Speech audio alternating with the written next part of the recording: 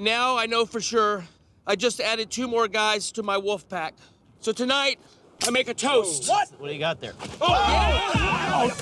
This is The Hangover. Its stellar cast, memorable premise, and darkly comedic tone made for the perfect raunchy comedy. And as often happens with good movies, it was fast-tracked for 2 sequels. But the series has been on the reputational decline for years. So how does a trilogy of movies that made a collective $1.4 billion at the box office degenerate to such an extent? We've been on a lot of adventures together, but it seems like you haven't learned anything. Directed by Todd Phillips, The Hangover's story actually begins much earlier than its 2009 release date.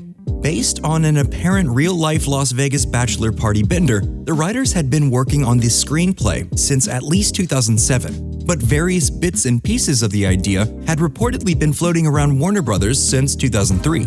Now, this should come as no surprise considering the gross-out raunchy comedy subgenre was in full swing in the early 2000s. The Scary Movie and American Pie franchises had already released several iterations, and everyone was trying to cash in on the trend. That escalated quickly. But as much as The Hangover may have been riding a wave of popularity, it wasn't just a simple retread of what audiences had come to expect. When the movie came out, critics were less than unanimous in their praise. Some reviewers were all in for the dark, vulgar journey, while others were stuck in the admittedly tired stereotypes, cut-and-dry misogyny and sexism, and dependence on shock value humor. But there was no gray area in the audience's reaction. The talent of Zach Galifianakis, Bradley Cooper, and Ed Helms made what could have been a pale imitation of past comedies into something genuinely fun and fresh. While Cooper had mainly been a secondary character in popular movies like Wedding Crashers and Yes Man, Helms was a regular on The Office. And Zach Galifianakis was a relative unknown. Together, they brought something truly special to the screen. The chaotic romp through Vegas was strengthened by the cast's believable friendships, the wildly escalating antics, and the whodunit mystery at the center of the plot. It did its job perfectly. So perfectly, in fact, The Hangover made over $469 million at the box office and enjoyed years of cultural relevance. It's been parodied to death by other media, made up a large chunk of frat boy Halloween costumes for almost a decade, and even had an impact on Las Vegas itself, particularly the Caesars Palace Hotel in which some of the movie takes place. Did Caesar live here? No. I didn't think so. To say The Hangover was a success is putting things extremely mildly, but it was never a guaranteed hit. Before filming even began, the execs wanted to split the movie's budget and Todd Phillips' director's fee in half, due to a lack of confidence in the idea and unwillingness to throw money at it.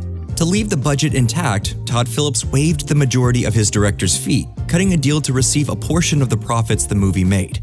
This actually ended up making Todd Phillips a ridiculous amount of money considering how well The Hangover ended up performing in theaters. And that success meant a sequel was immediately on the table. With the same director, the same cast, and virtually the same premise, The Hangover Part 2 was bound to be just as good as the first movie, right?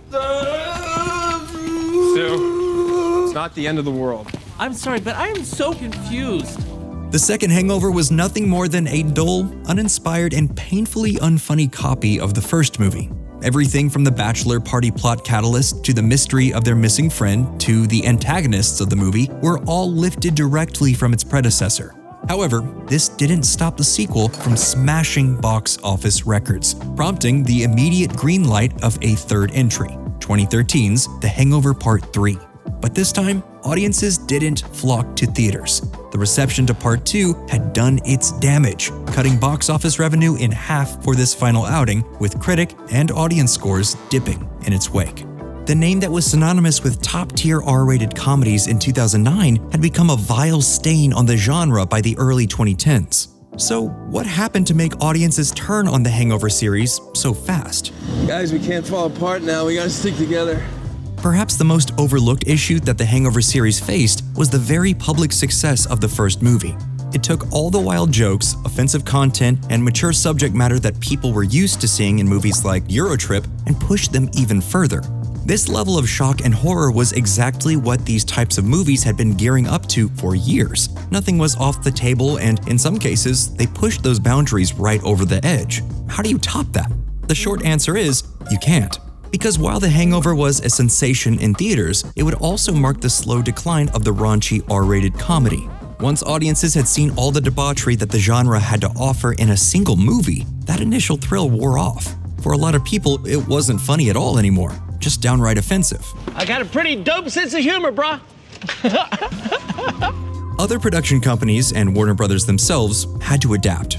They could choose to try to top The Hangover's raunchiness, which was a losing battle on all sides, or they could tone it down and change with the times. Most companies chose the second option. But Warner Brothers kind of straddled the line, and this is where those terrible sequels come back into play. It wasn't just the recycled plot that hurt The Hangover Part 2. Every dark joke they threw at the audience had been done before, and thus wasn't nearly as exciting as it had been in 2009. In general, their attempts to humanize the characters outside of the context of that original Vegas adventure, the writers actually made the Wolfpack unlikable and unrelatable, which completely ruined their charm. And when they tried to appease the censors and flip the script in Part 3, they lost their edge, which meant they lost what made The Hangover such a hit in the first place. How do you kill what's already dead? Playing out more like a paint-by-numbers heist movie, The Hangover Part 3 wasn't even a soulless rehash. It was a boring mess with a strangely depressing tone, way too much death, and a heavy focus on the character of Alan, who only really worked as a comic relief sidekick. When his weirdo nature was used sparingly in juxtaposition of Phil and Stu, things were fine. But elevating him to main protagonist status made for a truly odd and, at times, frankly frustrating experience. Grow up, Alan. Part 3's departure from the format should have been revitalizing, but it failed spectacularly. It's no wonder the third movie was also the final one in the series. We gotta go. We should go. Yeah. Basically, the creative minds behind The Hangover had literally written themselves into a corner and had no way to back out or move forward. The greatness and vulgarity of the first movie couldn't be replicated, and the sequels only served to water down its legacy with poor execution and the heavy burden of expectation. But while we can mourn the loss of The Hangover, we should also be mindful of the space it left behind. Movies like Bridesmaids, 21 Jump Street, and The Nice Guys all came out of that post-Hangover period of time where companies had to adapt to a changing market. These other movies are incredibly entertaining in their own right. They're whip-smart, charming, and sometimes hilariously disgusting, but it's clear where their influences came from. There was never a chance that The Hangover style of humor would age well. That's sort of the nature of raunchy comedies. So while we likely won't ever see a Hangover movie that properly recreates the feeling of the original, its impact on the industry is undeniable. Hey, thanks so much for watching today's video. If you haven't done so already, we'd love for you to like this video and subscribe to the channel for more content like this. And while you're still here, be sure to let us know down in the comments. Would you watch another Hangover movie, or would you prefer to leave the past in the past?